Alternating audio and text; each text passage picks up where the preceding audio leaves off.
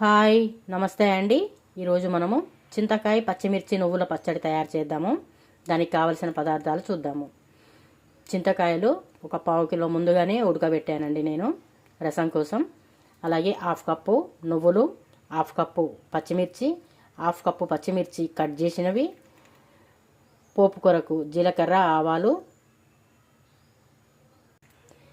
ఎండుమిర్చి, మెంతులు, కరివేపాకు, హాఫ్ టేబుల్ స్పూన్ జీరా పౌడర్, హాఫ్ టేబుల్ స్పూన్ ధనియా పౌడర్, పావు టేబుల్ స్పూన్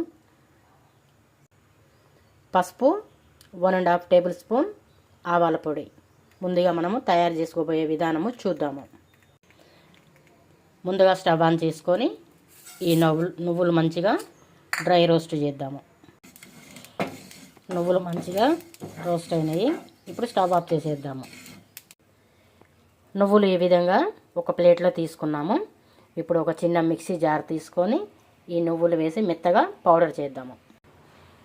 ఇలా పౌడర్ చేసుకున్నాం కదా, ఒక సైడ్కి పెడదాము ఒక బౌల్లో తీసుకొని.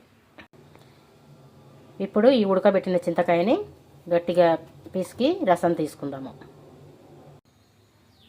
చింతకాయ రసాన్ని ఒక చిన్న బౌల్ తీసుకున్నాం కదా, ఈ బౌల్ సైడ్కి పెట్టేసి మళ్ళీ ఇదే జార్ తీసుకొని ఈ జార్లో పచ్చిమిర్చి, తగినంత సాల్టు, ఒక 4 ఎల్లిపాయలు వేసి మెత్తగా గ్రైండ్ చేద్దాము. ఈ విధంగా పచ్చిమిర్చి గ్రైండ్ చేసుకున్నాం కదా, ఇప్పుడు ఈ పౌడర్ కూడా వేసి మళ్ళీ ఇంకొకసారి గ్రైండ్ చేద్దాము.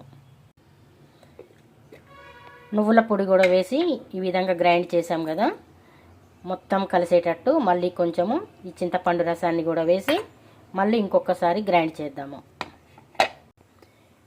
నువ్వులు, పచ్చిమిర్చి, చింతకాయ రసంతో చేసిన పేస్టు ఈ విధంగా వచ్చింది కదా. ఇప్పుడు మళ్ళీ మనము స్టవ్ ఆన్ చేసుకొని పోపు కొరకు కొంచెం ఆయిల్ వేద్దాము.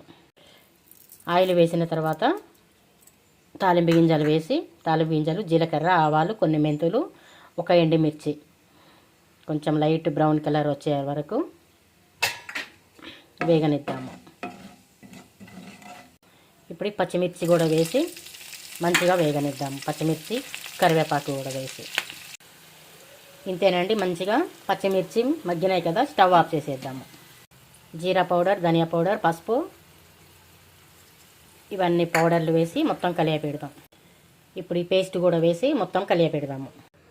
ఇంతేనండి, చింతకాయ పచ్చిమిర్చి నువ్వుల పచ్చడి రెడీ అయిపోయింది. వేడివేడి అన్నంలో తింటే చాలా టేస్ట్ ఉంటుంది. మీకు నచ్చితే ఒక లైక్ చేయండి. Thank you.